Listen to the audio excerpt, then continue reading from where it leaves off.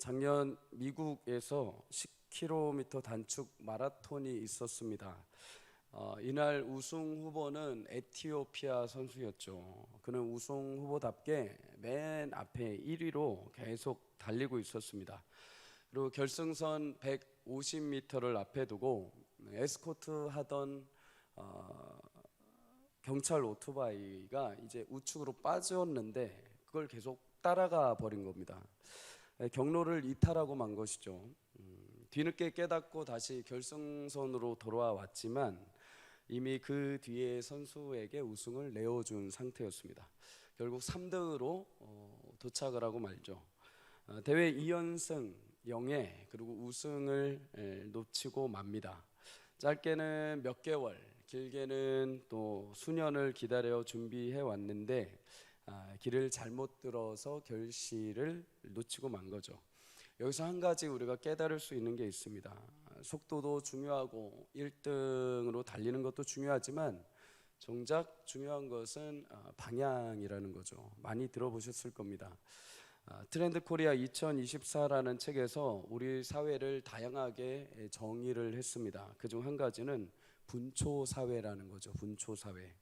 그만큼 우리가 살아가는 이 사회는 무서운 속도로 변화가 일어나고 있다는 겁니다. 과거 우리 부모님 세대가 10년 걸려서 경험할 수 있는 변화들을 지금 우리 청년들은 짧게는 3년, 길게는 5년 정도 안에 그 변화들을 모두 체감하고 있다는 겁니다. 그렇게 빠른 시대를 살다 보니까 사람들이 늘 분주합니다. 바쁩니다. 빠르게 변하는 시대를 따라가려고 하다 보니까 정작 내가 지금 방향이 맞는지, 내가 지금 원래 잘 있어야 되는 위치에 서 있는지, 내가 지금 잘 성장하고 있는지 점검할 시간을 주지 않는다는 거죠. 여러분, 신앙생활도 마찬가지입니다. 방향이라는 것은 사실 깊이 있는 성장을 말합니다. 쭉 한순간으로 계속 가야 점점점 성장이 일어나죠. 아무리 속도가 빨라도 결국 이 방향이 흔들려 버리면 성장이라는 것은 일어날 수가 없습니다. 방향이 수시로 바뀌고 내가 모르는 방향을 향해서 엉뚱하게 달리고 있으면 성장은 더디기 마련입니다. 예전에도 한번 말씀드린 적이 있습니다. 손흥민 선수의 부친인 손운정 씨에 대해서 이야기를 드렸죠. 그는 부상으로 28살 나이, 젊은 나이에 축구를 은퇴하게 됩니다. 그 이유가 뭐냐? 프로 선수 시절에 매 게임마다 지금 당장 이기기 위해서 급급하다가 결국 부상을 입고 은퇴를 하게 되죠. 멀리 보고 멀리 생각하고 지금 조금 못해도 내가 방향을 잘 잡고 천천히 기초부터 잘 차근차근 쌓아가야 되는데 지금 당장의 어떤 결과만 위해서 속도를 내다 보니까 축구를 포기하게 되는 실정에 이르게 됩니다. 자신을 반면교사 삼아서 아들 손흥민 선수를 가르치기 시작합니다. 초등학교 축구 게임을 내보내지 않습니다. 기본기가 다 될 때까지 내보내지 않죠. 당장 성과가 나오지 않는 것 같아도 지겹게 기초만 가르칩니다. 친구들과 감독들도 싫어합니다. 그럼에도 꾸준히 기초만 시키죠. 당장 눈앞에 성과에 매몰되는 것을 멀리하고 날마다 매일 6시간씩 묵묵히 기초 훈련만 매진시켰습니다. 처음에 속도가 굉장히 느렸습니다. 그러나 방향이 뚜렷하게 점점 탄력을 받기 시작을 한 거죠. 기본기를 넘어서서 매 순간 그저 화려한 기술, 스타성 이벤트를 즐기는 선수들은 그 순간은 잘할지 모르지만 그 기대 이상의 수준을 넘어갈 수가 없다고 합니다. 기본기가 안 돼 있기 때문이죠. 그만큼 속도를 지금 빨리 내버리면은 모든 게 흔들려 버리는 겁니다. 하지만 비록 느리지만 천천히 기초부터 방향을 잘 잡고 가면 손흥민 선수가 지금의 이 자리에 있기까지 많은 선수들이 그렇게 동일하게 훈련한다면 얼마든지 성장할 수 있을 거라고 그는 책에서 고백을 합니다. 어쩌면 신앙생활도 이와 마찬가지일 수 있습니다. 신앙생활은 이벤트가 아닙니다. 한번 반짝여서 박수를 받고 한번 반짝여서 무엇인가 이루어져서 성과를 내는 그런 이벤트성이 아니죠. 우리 앞에 있는 하나님 나라를 바라보며 하나님 자녀로서 방향을 잃지 않고 때로는 더딜지라도 순전한 믿음으로 하나님이 내게 주신 삶을 믿음으로 뚜벅뚜벅 걸어갈 때 하나님이 예비하신 영광스러운 우리를 향한 예수님의 형상, 아름다운 그리스도인으로서의 성숙을 맛보게 될 줄 믿습니다. 사랑하는 성도님들, 그리고 오늘 특별히 이 자리에 한 우리 청년들, 조금 천천히 가도 느리게 가도 하나님을 향한 순전한 믿음의 방향을 놓치지 않고 꾸준히 그 길을 걸어가는 한 해가 되기를 주의 이름으로 축복합니다. 청년의 시기는 지금 당장 어떤 꽃을 막 피우는 시기가 결코 아닙니다. 무엇을 내가 얻었다고 해서 만족해서 그 자리에 멈춰버리는 시기가 아닙니다. 청년의 시기는 꽃봉오리가 차기 위해서 준비하는 시간입니다. 많은 경험을 하고 많이 듣고 많이 배우고 많이 힘들어보고 고난의 시간을 지나보는 것이죠. 그렇게 영양분을 내가 마음껏 먹고 햇살을 받고 물을 가득 머금을 때 하나님께서 때가 되고 길이 열리게 되실 때 하나님의 귀한 결실과 열매를 맺게 될 줄 믿습니다. 그러니 눈앞에 보이는 어떤 결과 때문에 낙심하지 마십시오. 포기하지도 마십시오. 조급해하지도 마십시오. 순전한 믿음을 가지고 차근차근 주님께서 걷게 하시는 그 길을 걸어가실 때 여러분 오늘 한 해 하나님께서 여러분들을 더 많이 아름답게 세워가실 줄 믿습니다. 그런 믿음의 청년들의 성장의 시기가 되기를 주의 이름으로 축복합니다. 여러분 처음에 멋지게 방향을 시작했지만 안타깝게 속도 싸움을 하다가 방향을 잃어버리는 사람이 있습니다. 그가 바로 사울입니다. 사울. 그는 처음에 이스라엘 왕으로 세워지게 되죠. 하지만 시간이 지나면서 그는 자신의 명성에 자꾸만 마음을 쓰게 됩니다. 자신의 명예에 자꾸만 조급함을 가지게 되죠. 블레셋과 전투에 앞서서 제사장 사무엘을 기다리라고 분명히 명령을 했습니다. 하지만 그는 조급해하면서 자신 스스로가 제사장이 드릴 수 있는 예배를 자신이 침범해 버립니다. 그리고 자신이 하나님 앞에 제사를 드리는 불의한 행동을 하게 되죠. 또한 혜성같이 등장하여서 블레셋 골리앗을 대적해서 무너뜨린 다윗을 보면서 처음에는 기뻐하지만 시간이 지나면서 점점 질투에 휩싸이게 됩니다. 자신의 명성과 명예를 다윗이 빼앗아갈 것처럼 여긴 것이죠. 결국 다윗을 죽이려는 악한 마음을 품고 행동에 옮기게 됩니다. 그는 자신의 인생의 속도를 제어하지 못하고 방향을 잃어버리게 된 거죠.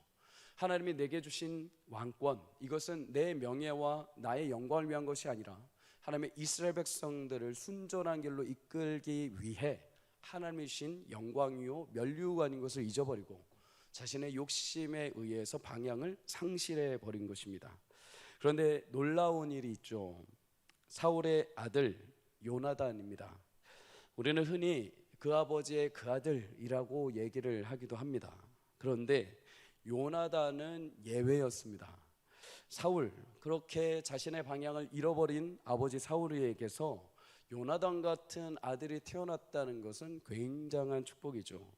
그는 속도 때문에 방향을 잃어버린 아버지 사울과 달리 어떤 상황과 환경에 처해도 당황하지 않고 꾸준하게 하나님을 향한 방향을 잃지 않고 끝까지 믿음으로 걸어간 모습을 보게 됩니다. 사무엘상 14장을 보면 사울과 이스라엘 군사들은 블레셋 군대와 맞서게 되죠. 이스라엘 백성들 고작 600명 병사로 3만이 넘는 블레셋 군사와 대적하다 보니 그들은 두려움에 떨어서 기가 죽고 굴에 숨고 수풀에 숨고 바위에 숨게 됩니다. 이때 요나단은 자기와 무기 든 소년 단 둘만 앞장서서 블레셋 진영으로 건너가게 됩니다. 그리고 그들을 치게 되죠. 요나단에게는 딱 한 가지 확신밖에 없었습니다. 대적이 아무리 많아도 구원은 하나님 손에 있기에 그 하나님만 의지하고 나간다면 하나님이 우리에게 반드시 이 승리를 허락하실 거라는 믿음입니다. 그 믿음으로 요나단은 흔들리지 않고 전투에 임하게 되죠. 그런데 전투에 임하기 위해서 그는 무기 든 소년과 함께 자신이 있던 진영에서 내려와 골짜기에 서야 했습니다. 그리고 블레셋 군대가 있는 절벽 위를 향해서 하나님의 징표와 사인을 기다리죠. 어제 우리가 말씀을 나눴던 것처럼 그 두 사람은 절벽 위에 서서 블레셋 군대를 향해서 사인을 기다립니다. 만약에 블레셋 군대가 너희가 가만히 있어라, 우리가 내려가겠다라고 한다면 하나님이 이 전쟁 허락하신 게 아니기에 자신들은 올라가지 않겠다는 것입니다. 반대로 블레셋 군대가 너희는 우리에게 올라와라 라고 말한다면 하나님이 블레셋을 우리에게 허락하신 것을 믿고 올라가 싸우겠다는 것이죠. 여러분, 요나단은 무기든 소년과 함께 절벽 아래에서 블레셋 군대가 어떻게 하나님의 사인을 이야기하는지를 기다리게 됩니다. 그리고 마침내 블레셋 사람들을 통해서 하나님께서 사인을 보내주시죠. 오늘 11절과 12절을 우리 다 함께 읽도록 하겠습니다. 시작. 둘이 다 블레셋 사람에게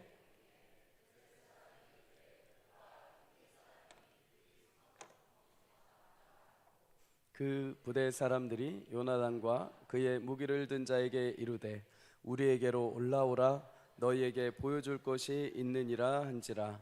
요나단이 자기의 무기를 든 자에게 이르되 나를 따라 올라오라, 여호와께서 그들을 이스라엘 손에 넘기셨느니라 하고. 아멘.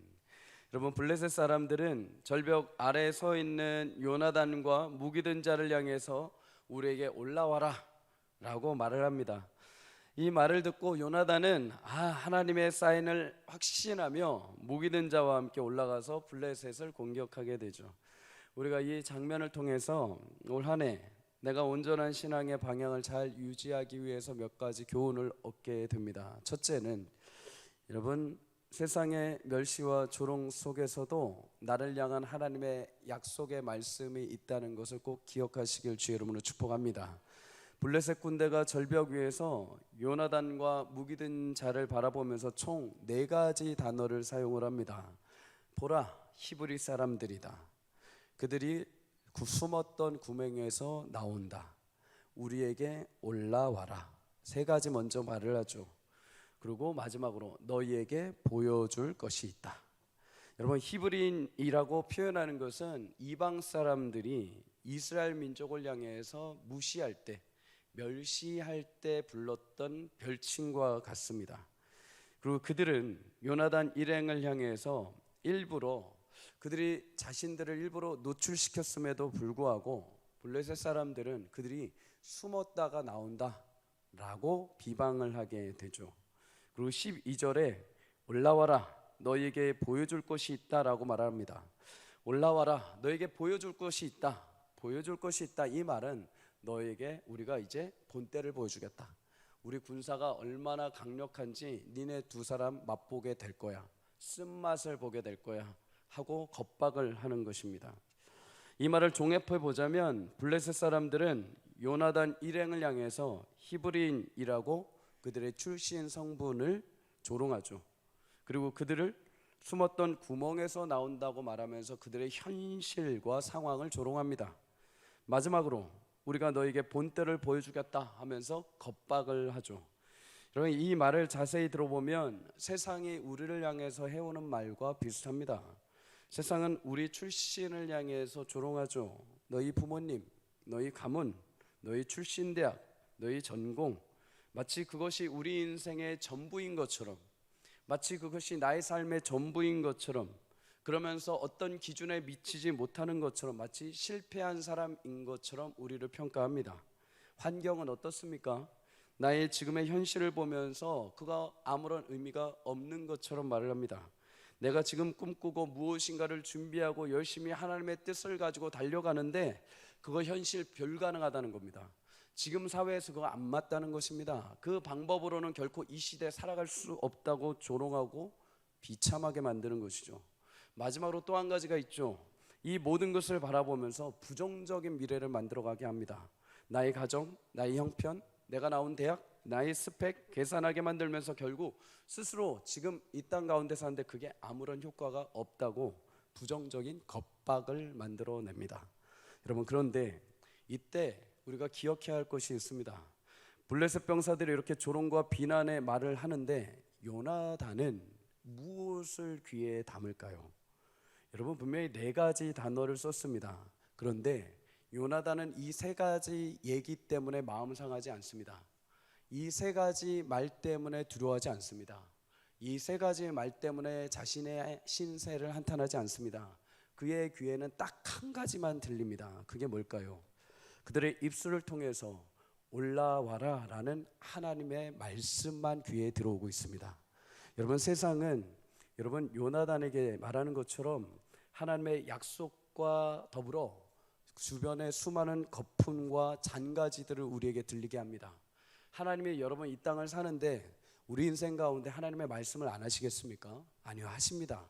분명히 말씀을 통해서 또는 예배를 통해서 내 주변의 동역자들을 통해서 신실한 나의 부모님들을 통해서 하나님께서 말씀을 해주십니다. 그런데 세상은 그것만 명확하게 못 듣게 자꾸만 다른 거품들을 들리게 합니다. 자꾸만 다른 잔가지들을 잊게 하는 거죠. 왜요? 하나님께서 내게 주신 명확한 말씀임에도 불구하고 이거를 흔들려 버리기 때문입니다. 흐리게 만들기를 원하는 것이죠. 여러분, 이때 우리에게 필요한 것이 하나 있습니다. 불필요한 세상의 말들에 대해서 가지치기를 할 줄 알아야 됩니다. 여러분, 모든 말이라고 해서 다 필요한 것이 아닙니다. 오히려 그 말이 내 심령에 들어와서 자꾸 고민하게 만들고 해결할 수 없게 만들고 번민하게 만들고 두려움의 싹을 만들게 한다면 가지치기를 해야 됩니다. 여러분, 세상에 지금 정보가 얼마나 많이 있습니까? 우리 청년들은 정말 머리가 아플 겁니다. 유튜브나 인스타나 수많은 정보들이 이들의 삶에 들어와 있습니다. 근데 여러분, 그런 거 보면서 그게 나를 성장시키고 나를 기대에 차게 합니까? 아니면 반대로 그런 거 보면서 대부분의 사람들이 느끼는 게 뭐냐면 대리만족을 첫 번째 느낀다고 합니다. 나는 그렇게 못 살지만 그 사람이 그렇게 사는 거를 보면서 대리만족을 느끼는 거죠. 그래서 괜히 좋아하는 겁니다. 또 하나는 뭔지 아십니까? 비교의식 가운데 자기는 그냥 그 자리에 멈춰 있는 겁니다. 세상에 나보다 뛰어난 사람들이 얼마나 많습니까? 세상에 지혜로운 말들이 얼마나 많습니까? 그런데 나는 거기에 못 따라가고 있는 겁니다. 그러니까 항상 그걸 보면서 자괴감을 느끼는 거죠.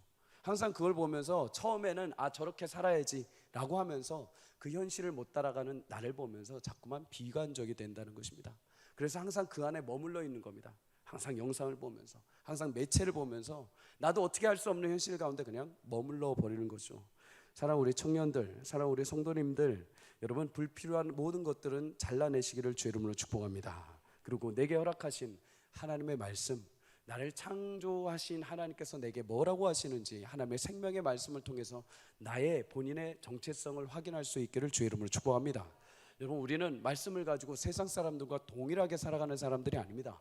세상이 여러 정부의 홍수에 휩쓸려서 똑같이 가는 사람들이 아닙니다. 하나님은 예수 그리스도를 이 땅에 보내셔서 예수님을 똑같이 세상 속에 휩쓸려 보내지 않으셨습니다. 예수님은 그 땅을 거슬러 올라가셨죠. 하나님의 말씀을 통해서 가르치시고 치유하시고 회복하시는 역사와 은혜를 통해서 예수 그리스도의 거룩한 구원의 능력을 행하신 줄 믿습니다.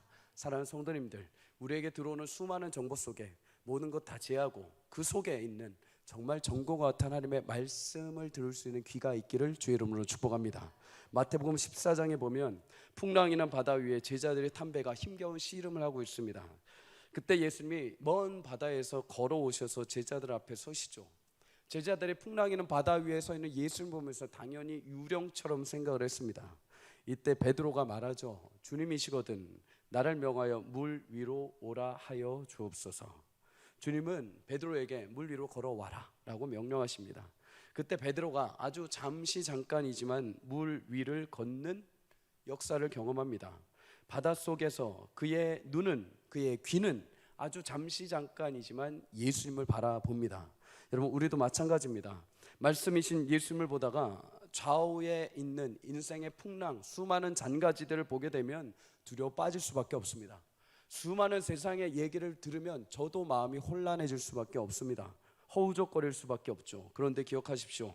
그런 허우적거리는 베드로와 함께 예수님은 다른 데 계시지 않았습니다. 풍랑 바다 가운데 한복판에 함께 계셨습니다. 여러분, 풍랑이는 세상 속에서도 예수님은 함께 계시는 줄 믿습니다. 예수님은 먼 데 계셔서 너 왜 그러냐라고 하는 것이 아니라 그 안에 함께 계십니다. 성도는 나의 인생 가운데 함께 계시는 예수님을 바라볼 때 놀라운 믿음의 길을 걸어가게 될 줄 믿습니다. 수많은 얘기들이 들어올 때마다 하나님이 주시는 음성의 말씀을 제하고는 모두 지우시고 하나님의 약속의 말씀을 붙잡으실 때 풍랑이는 인생일지라도 그 위를 걸은 베드로처럼 우리도 올 한 해 그런 믿음의 길을 걸어가게 될 줄 믿습니다. 사랑하는 청년들, 우리 성도님들, 올 한 해 다가오는 세상의 수많은 말들 가운데 여러분을 향해 잊지 않으시고 찾아오시는 하나님의 음성, 하나님의 말씀을 붙들고 흔들리지 않고 그 방향 잃지 않고 담대하게 걸어갈 수 있는 한 해가 되기를 주의 이름으로 축복합니다.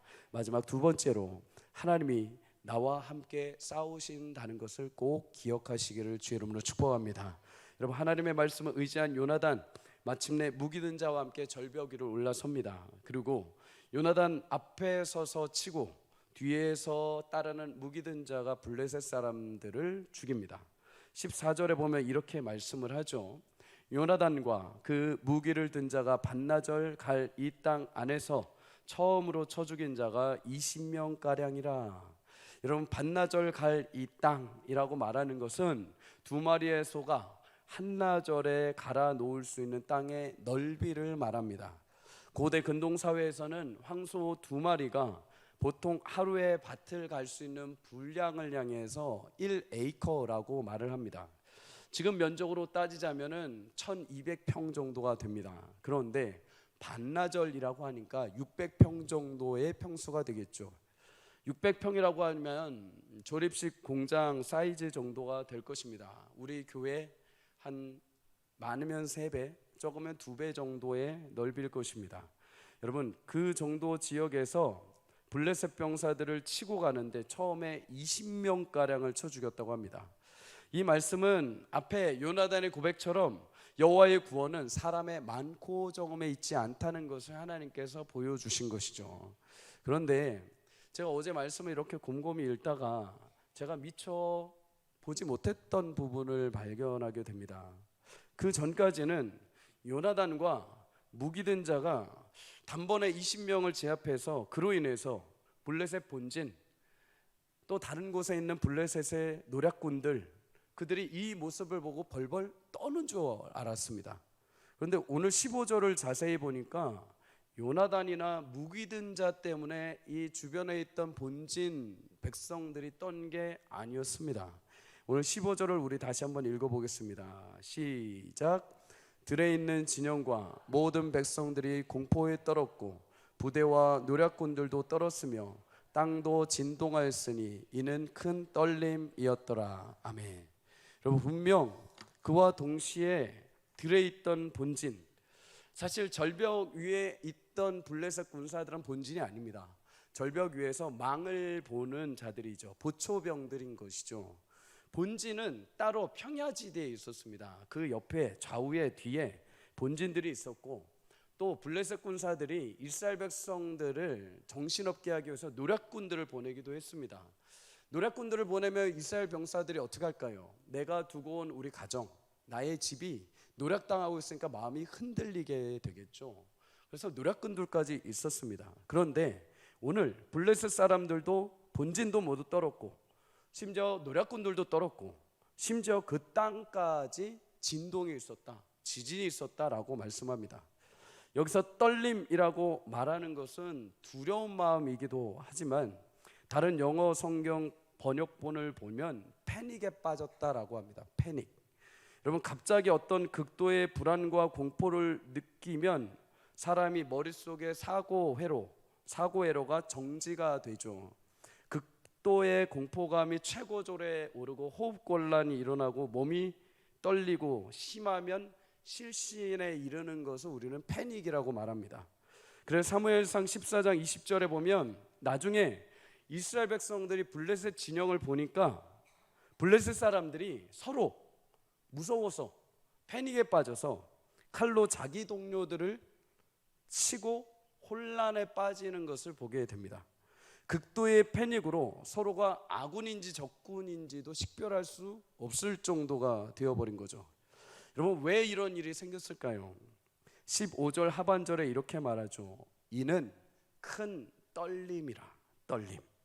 거기에 보면, 성경을 보시면 숫자 1이라고 아마 표시가 되어 있을 겁니다.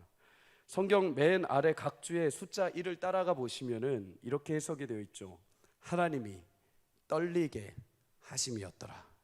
여러분, 블레셋 군사들이 극도로 패닉에 빠지고 두려움 가운데 서로 혼란스럽게 서로를 죽이고 두려움에 휩싸인 것은 요나단과 무기든 자가 20명 해치웠다고 한 것이 아니요, 하나님이 블레셋 모든 지경에 있는 자들을 떨리게 하셨다는 겁니다. 패닉에 휩싸이게 하셨다는 거죠. 여러분, 우리는 이 장면에서 하나님께서 요나단과 무기든 자를 위해서 함께 싸우시는 것을 명확하게 보게 됩니다. 요나단과 무기든 자 2명에서 20명 공격해서 여러분 그것 때문에 블레셋 군사들이 무서워 떨었을까요? 여러분 블레셋 군사들은 장정만 3만입니다. 3만.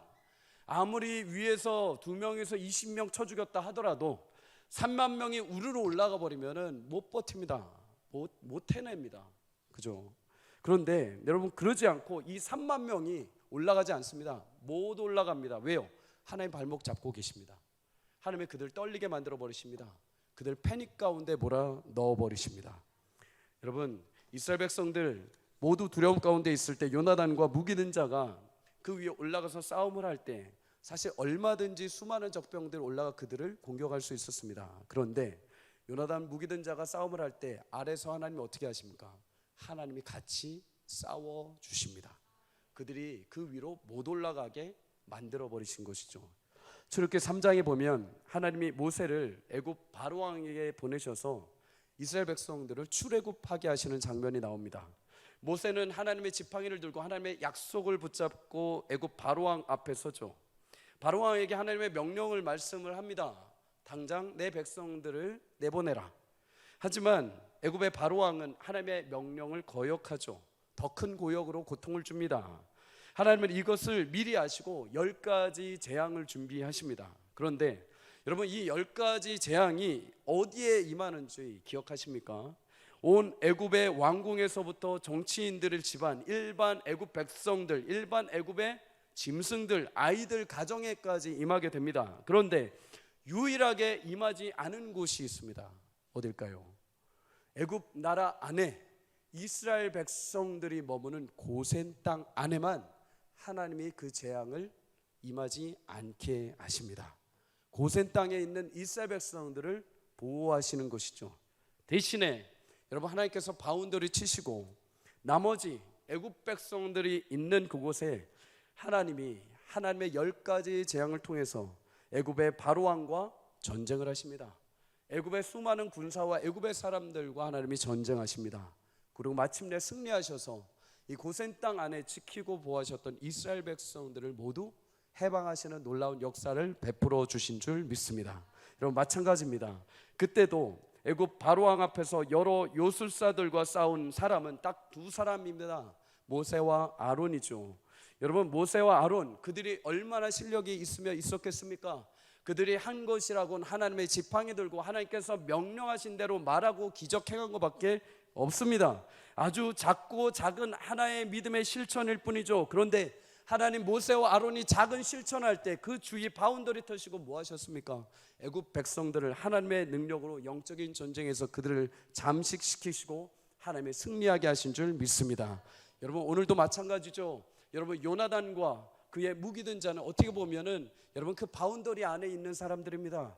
둘이서 무엇을 할 수 있겠습니까? 그런데 그 작은 믿음을 가지고 둘이서 절벽 위에 올라서서 블레셋 군사들과 싸울 때 하나님은 수만 명의 블레셋 주변에 있는 백성들을 주님께서 붙잡으시고 그들의 싸움을 통해서 하나님의 역사를 베풀어 주신 줄 믿습니다. 여러분 올 한 해 하나님은 동일하게 여러분과 이 싸움을 해가실 줄 믿습니다. 고작 여러분 2명의 노력을 통해서도 하나님께서 수만 명의 블레셋 군사를 치우시고 하나님의 싸움을 이루신 것처럼 여러분 우리 인생 가운데도 오늘 내가 하는 것이 얼마나 위대하겠습니까? 오늘 내가 한다고 해서 어떤 위대한 일이 있겠습니까? 그럼에도 하나님이 내게 주신 삶인 것을 믿고 아주 작은 발걸음, 작은 믿음의 행실을 하나 했을 때 하나님께서 그것을 귀히 여기시고 우리 주변에 수천의 영적인 싸움을 하나님께서 무력화시키시고 하나님께서 붙잡으시고 싸우시는 놀라운 은혜가 있을 줄 믿습니다. 잠언 21장 30절에서 31절은 이렇게 이야기합니다. 우리 함께 읽겠습니다. 시작. 지혜로도 못하고 명철로도 못하고 모략으로도 여호와를 당하지 못하느니라. 싸울 날을 위하여 마병을 예비하거니와 이김은 여호와께 있느니라. 아멘. 아멘. 아무리 수천, 수만, 수억의 영적인 싸움이 내게 와도 그 이김은 나와 함께하는 여호와께 있음을 믿습니다. 칩 앵그림이라는 사람이 쓴 악마시 Thank you very much라는 이야기가 있습니다. 책이 있습니다. 한 선교사가 아프리카 의료 선교를 합니다. 그는 정기적으로 의료 선교를 하다가 생필품을 사기 위해서 자전거를 타고 정글을 통과해서 인근 도시까지 다녀오는 일상이 있었습니다. 이틀이 걸리는 여정으로 하룻밤 정글에서 야영을 하곤 했지만 별 탈이 없었습니다. 그런데 어느 날 도시에 도착해 보니까 두 남자가 싸우고 있는 겁니다. 한 사람이 많이 다쳐서 선교사님이 이 한 사람을 치료해주고 복음을 전한 후에 다시 자기 갈 길을 갔습니다. 그 일이 있은 후에 다시 그 도시를 찾았을 때 자신이 치료해준 그 남자가 자신에게 다가왔습니다. 그리고 말을 하기를, 나는 당신이 돈과 약을 가지고 다닌다는 것을 알고 있습니다. 당신이 나를 치료해 주었던 그날 밤 당신이 또 정글 속에 들어가 혼자 잔다는 사실을 알고 나는 친구들 몇 명과 당신 뒤를 따라갔습니다. 우리는 당신이 잠들면 당신을 죽이고 돈과 약을 훔쳐갈 계획이었습니다. 그런데 당신이 야영하고 있는 그곳에 다가갔을 때 26명의 무장 경비대가 당신을 둘러싸고 있는 것을 보았습니다. 우리는 6명밖에 되지 않았기 때문에 그냥 그곳을 떠날 수밖에 없었습니다. 여러분, 선교사님이 이 말을 듣고 굉장히 웃었습니다. 말도 안 됩니다. 분명히 저는 그때 혼자였습니다. 그런데 그 젊은이가 강력하게 부정하면서 말을 합니다. 아닙니다.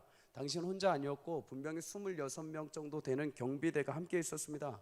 우리 친구들도 봤습니다. 그래서 그 수를 이기지 못해서 우리가 그냥 물러섰습니다. 몇 달 후에 선교사님은 미시간에 있는 자기 고향 교회에 이 사건에 대해서 이야기를 했습니다. 갑자기 교인들 가운데 한 사람이 벌떡 일어나면서 벌벌 떨면서 목소리로 이야기합니다. 그때 우리가 당신과 함께 기도를 했습니다. 어떻게 된 이야기냐? 아프리카 그날 밤에 미시간은 아침이었습니다. 아침에 이 교회에서 수련회가 있어서 이제 그 아까 일어났던 남자 집사님이 수련을 위해서 물품을 가지러 가기 위해서 교회에 들렀는데 짐꾸러기를 트렁크에 열심히 쌓고 있는데 마음 가운데 하나님께서 이 선교사를 위해서 기도하라는 마음을 계속 불같이 넣어주신 것이죠. 너무나 강력해서 바로 집사님들에게 전화를 해서 다른 집사님들까지 교회에 모두 급하게 불러 모았습니다. 그날 선교사님을 위해서 열심히 기도를 한 것이죠. 그리고 그날 과연 몇 명이 왔었느냐라고 물어봤을 때 교인들이 한 사람씩 손을 들었습니다. 몇 명이었을까요? 26명이 그날 와서 함께 기도를 했던 것이죠. 사랑하는 성도님들, 오늘도 하나님은 우리가 알 수 없는 방법으로 믿음의 길을 걸어가고 있지만 때로는 앞이 보이지 않고 때로는 우리가 방향을 조금씩 잃어버릴 수 있지만 하나님은 여전히 우리와 함께 싸우고 동행하시는 줄 믿습니다. 하나님이 올 한 해 여러분 성도님들이 믿음으로 가는 곳마다 말씀을 따라 행하는 작은 실천마다 하나님께서 거룩한 주의 권능과 능력으로 일하실 줄 믿습니다. 하나님이 이끌어 가실 것입니다. 거룩한 그 떨림으로 여러분 한 해를 담대하게 살아가시기를 주의 이름으로 축복합니다.